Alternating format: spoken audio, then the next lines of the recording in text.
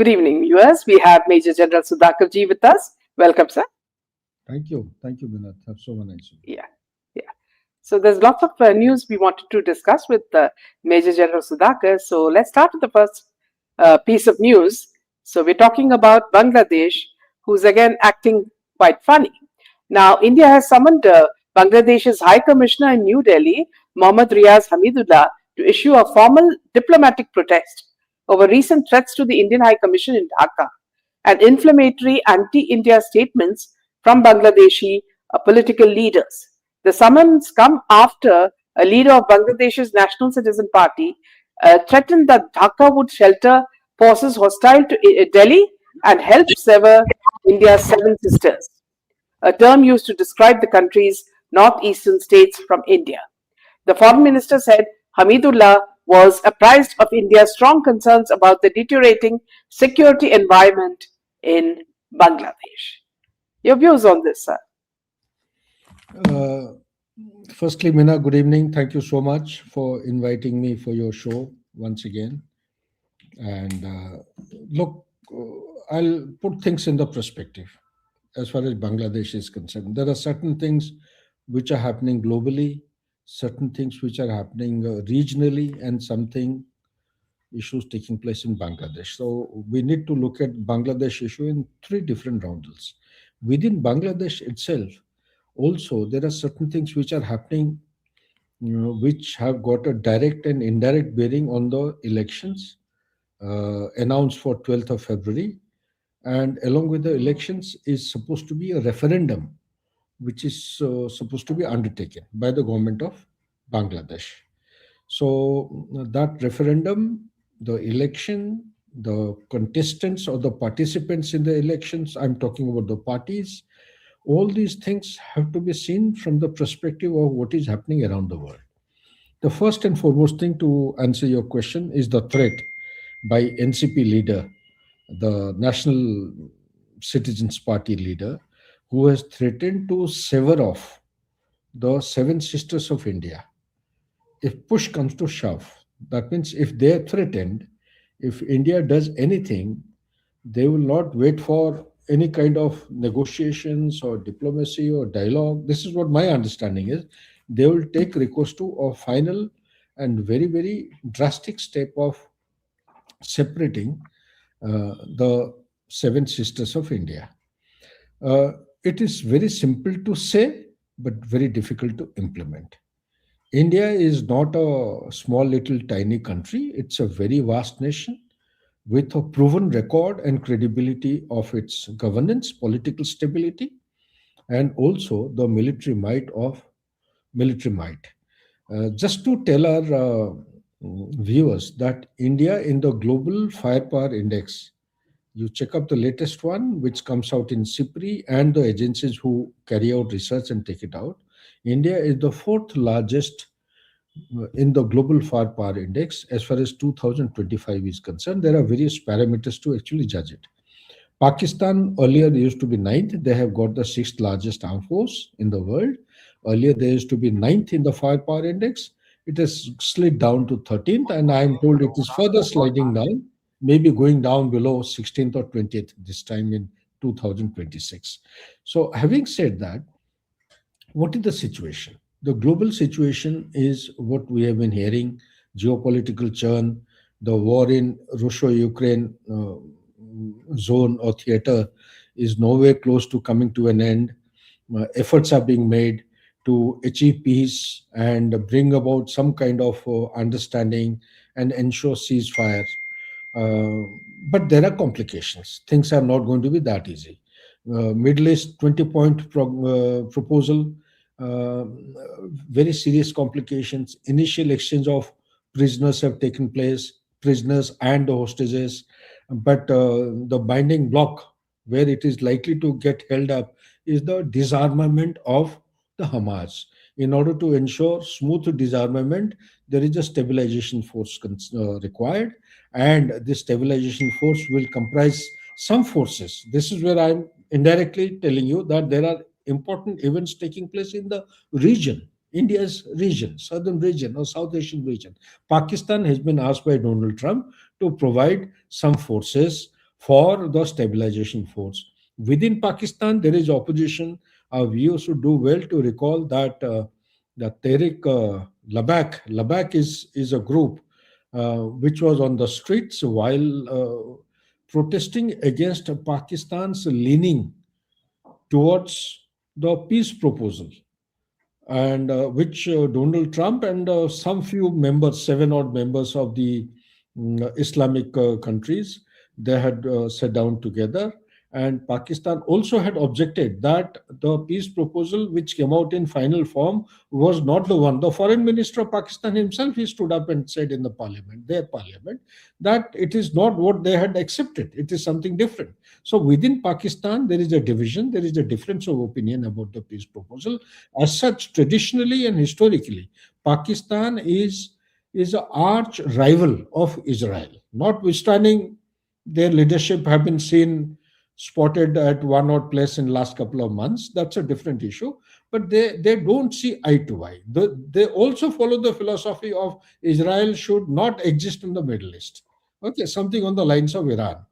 Also, you must keep in mind that Pakistan has had a strategic dialogue, a strategic defense pact with Saudi Arabia, where Saudi Arabia is also expecting Pakistan to contribute in form of the troops. Now, you know the problem. Our viewers would do well to understand, take the mind towards the Duran line, how hot it is. And also, the eastern border with India is also not very safe and stable and secure. I'm not saying the war is going to break out, but it's very hostile in nature since Operation Sindoor phase one is over, but the operation is not closed till now. It is still open ended. And also, we know that Tehrik Taliban Pakistan, the kind of attrition they are causing on the Pakistan security apparatus, the government assets, and the civilian casualties, plus the Taliban of Afghanistan, which is preparing for and also given a direct threat, they will launch attack against Pakistan, plus Balochi Liberation Army and a conglomerate of forces they have created, and the means and methods uh, to propagate the theory of Fidaini attack. It is not restricted to this couple of elements. There are new elements which have also been seen participating towards going against the government of Pakistan. So Pakistan hands are full. Munir has been invited, or he is going to meet Donald Trump. If he says no, which he can't, if he says no, he is falling in the eyes of Donald Trump, and he is losing very high stakes of their understanding and the recent bonhomie they have had, America and Pakistan. If he says yes to Donald Trump, he is losing ground here in Pakistan. So he is double-edged sword. So it is very difficult to play this kind of tightrope walking. It's very, very difficult. So let's see. The time will tell us what he does. He is going to do a balancing act. He will provide the troops as far as my assessment goes to Gaza.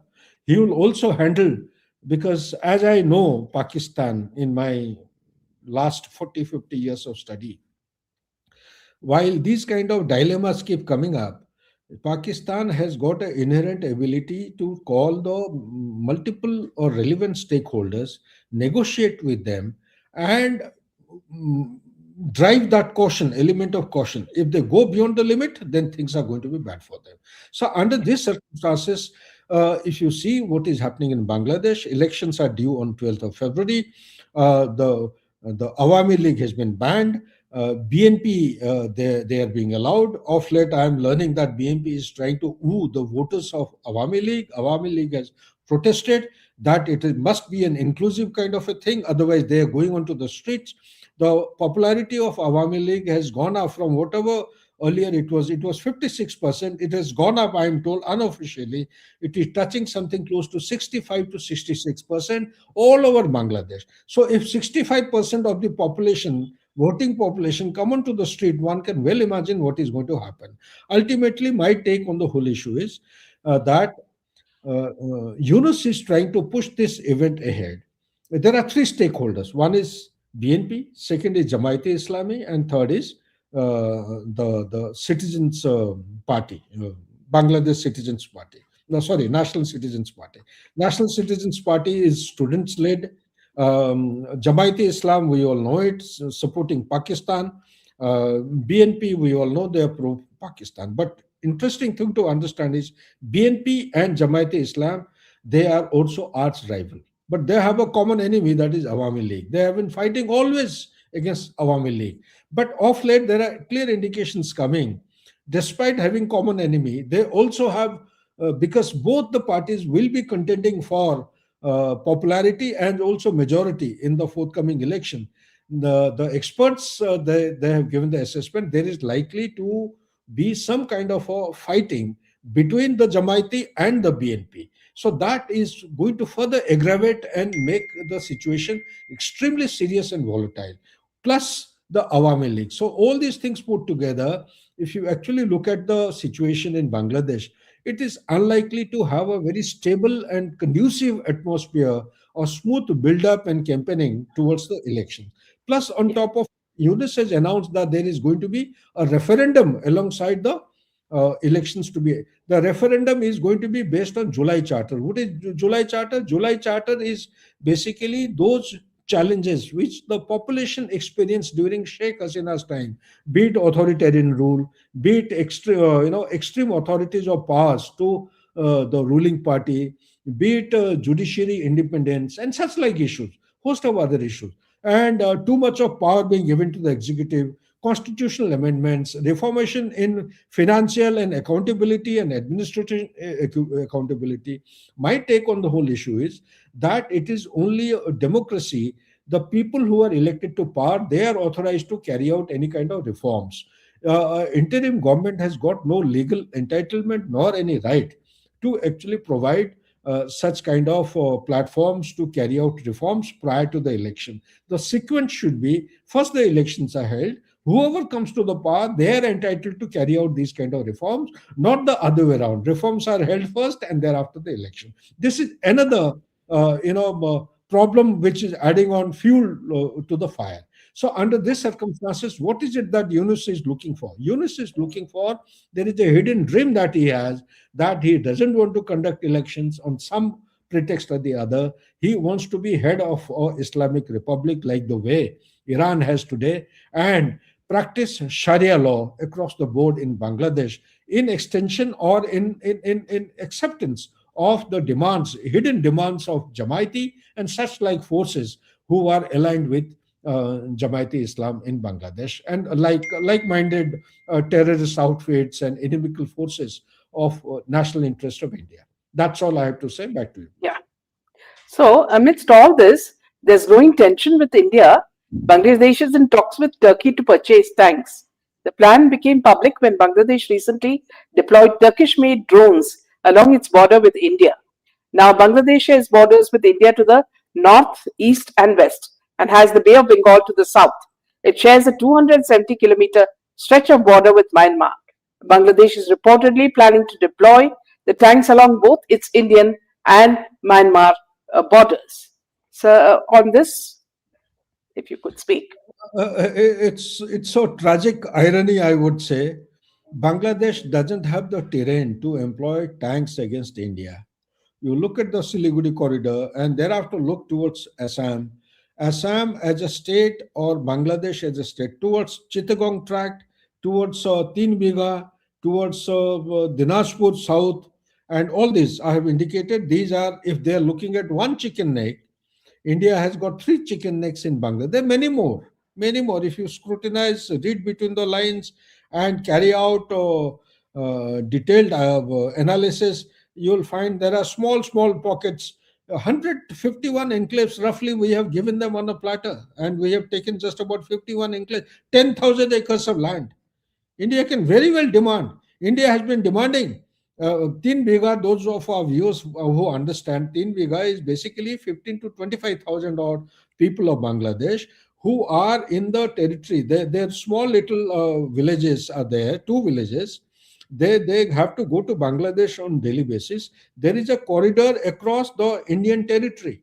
That corridor is 171 meters by some couple of meters. And that's why it's called a Teen Biga corridor, and that corridor is given by Bangladesh based on the understanding which has been developing post liberation of Bangladesh. So on similar lines, India has been requesting that from Hili or from Tura is in Meghalaya.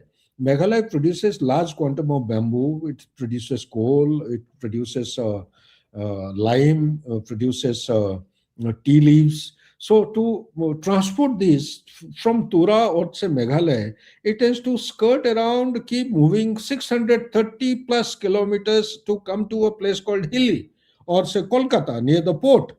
And whereas if on the lines of Teen Viga, we have been demanding, give us a corridor which connects a place called as Tura and Hilli. Tura is in Meghalaya and Hilli is near Kolkata or West Bengal. It's a distance of 120 kilometers. So where is 120 kilometers and where is 630 kilometers?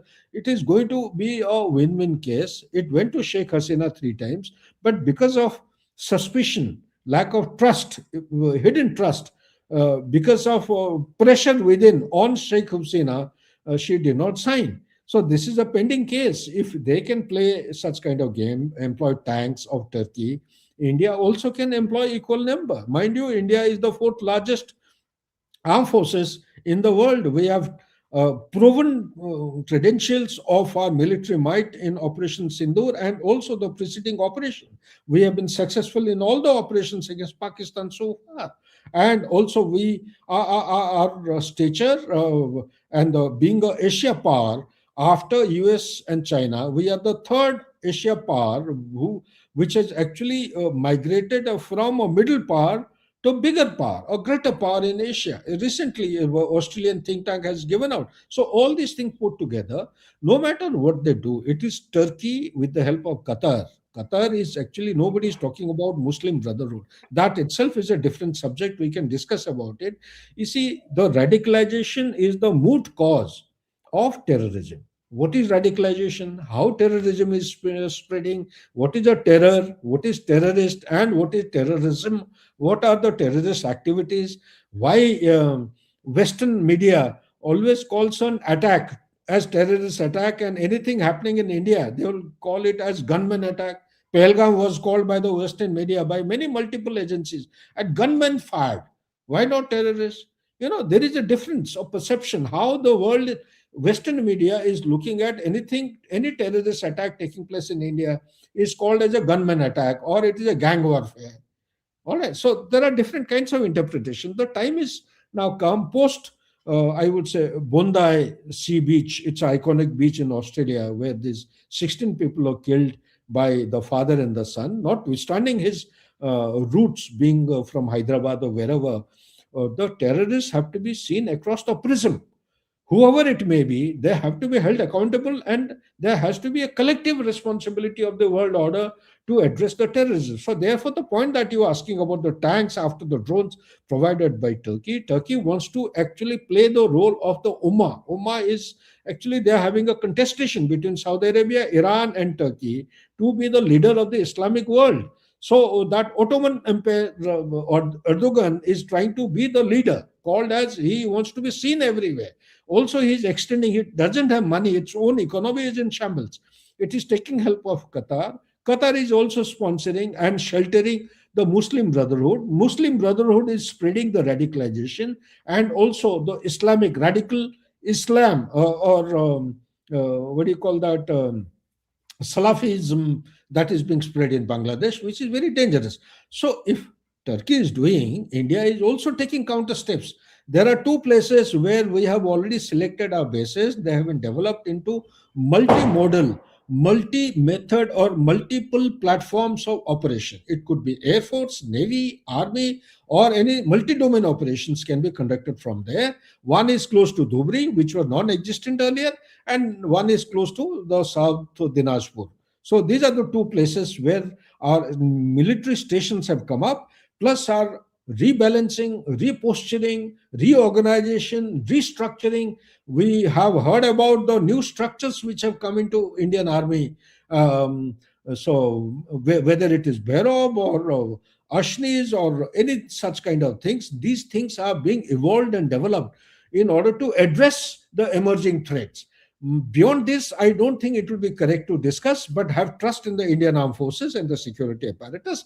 Everything is being catered for, and we are trying to remain ahead of our loop because the doctrine of Indian Armed Forces has changed from strategic restraint to strategy of reciprocal risk. What it means is that we must dominate the escalatory matrix. In simple terms, what it means is we must know where to enter the conflict, when to exit. Okay, so these are two important things. And the third thing that I want to highlight is that our deterrence has actually shifted from deterrence of deniability to deterrence of punishment. We'll tell Bangladesh and punish them. You stop this. If you don't, then you be prepared for the merry hell. I Yeah. hope I have answered your So, question. yeah, absolutely. So yesterday I went and saw Dhurandhar, the movie, and apparently this movie is based on the life of Major Mohit Sharma, and I find it strange that they say that nowhere do they say it is his story, which I think is rather unfair because if it is his story, then he's such a hero, and India should know about what all he has undergone. Of course, I understand Bollywood's need to sort of put masala and add all the flavors of Bollywood to it. But is it fair that they don't say that it is based on the life of Mohit Sharma?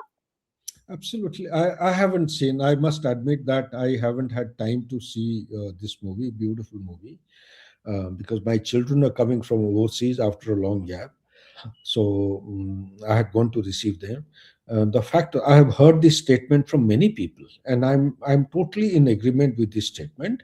If what you are saying is true, then government of India must actually step in to take corrective measures. Firstly, in the picture itself, and secondly for future kind of assignments or such Yeah, kind of projects. And yeah, it is highly detrimental, demoralizing for the troops who have sacrificed their life for the security of the nation, not to take the name, not to glorify the sacrifices and the services that the troops have actually rendered for the safe upkeep of the nation. And secondly, it is also highly detrimental. It sets a wrong precedent for the movie industry, for the Bollywood. If they can make it, you see, it is Indian audiences, they like mirch masala, dance, dramabazi and all that. But it's about time there is a sea change in the quality of the products which are coming into the market. Anything to do with the security forces, I tend to agree with you that it needs to have a professional bent, professional orientation, and must be used to motivate people, not to demotivate anybody, and also take the national psyche to a greater height of participation. Every man and woman has got a role and responsibility towards national security and the safety of the citizens of India. It is not only one person. Therefore, the movie makers have a greater responsibility towards nation and national security. yeah, absolutely. Moving on to Pakistan. Now we're talking about Field Marshal Asim Munir, now Pakistan's all-powerful defense chief. Now he is reportedly looking at the toughest test of his expanding stronghold on Islamabad as the United States pushes the South Asian nation to send troops to Gaza. Now Munir is facing a two-edged sword, as contributing Pakistani troops to Gaza stabilization force would spark a domestic backlash, but backing away from the request could annoy USA. Uh, Mina, we discussed about this in the first question, if you recall, Yeah, while yeah, explaining about Bangladesh. yes, One issue which I would like to add on is that mm, Donald Trump being what it is, there is some meaning and method behind what is happening. The National Security Strategy 2025 of USA, which has come out, it is a very serious departure from the traditional orientation of national security strategy of USA so far. Essentially, it is a very defensive approach. It has cast aspersion against Europe, calling it as a declining power. The economy, obviously, he has got his justification. Economy has come down from 24 or 25% to 14%, and in past couple of years. And he said it's a civilizational decline and erasure. Likewise, he's actually called out a lot of names which are not reflective of good diplomacy at the international level. he has skimmed through. I don't think there is any mention about India, doesn't talk much about Asia. Does also he skipped Latin America and this thing, but he's focusing on Monroe Doctrine. Why am I highlighting in response to this question is USA has indirectly or directly left Europe in a lurch that you fend for yourself. He's also left the East Asia, that is what is happening in Japan and China, the countries' allies. It is only highlighted that they will support the allies in East Asia. He's also gone quiet about Taiwan. It's such a sensitive issue. Okay, and neither TRA 1979 has been mentioned, nor what kind of stance, but it brings out that the status quo would be preferred by USA. Status quo is not liked by China. China wants to assimilate or wants to reunify Taiwan. And India, we can take pleasure in seeing Indo-Pacific maintaining the center stage. In that, India is willy-nilly. Without the India, no Indo-Pacific Ocean region will have no meaning. So therefore, what it brings to is that gradually it is pulling back from its commitment to save on its extra expenditure and invest time and energy to get back to Monroe Doctrine. Monroe Doctrine was way back in 1823 or so when President Monroe, James Monroe, was the president of USA. He had made some agreement with Europe that they should not unnecessarily intervene and colonize the Americas. Americas means North and South America and the surrounding littorals or the islands. Number one. Number two, they will not intervene. They will not. They will restrict to the sphere of influence. Okay, and likewise, there are 3, 4 agreements. Roughly, I'm just giving a broad orientation. He wants to get back to that because the South America, unfortunately, has come under the dominance of China. China and Russia has, you see what is happening in Venezuela. So when we have enough time, next time I'll explain in detail if required. But at the moment, America is slowly pulling back. It doesn't want, it's calling Russia that Russia has to become a friend. It wants Russia to reintegrate back with the geopolitics, reintegrate as restore the status quo G8 and get it back to the world economy, and isolate without saying so many words, not isolate, just pull back Russia from the deep embrace of China, thereby indirectly indicating that in the world order there will be two powers. One is America, the other will be China.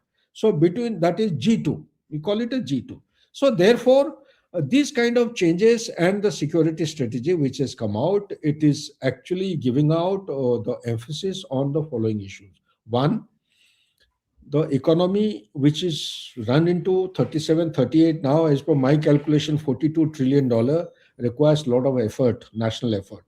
Number two, the internal stabilization of USA assumes importance.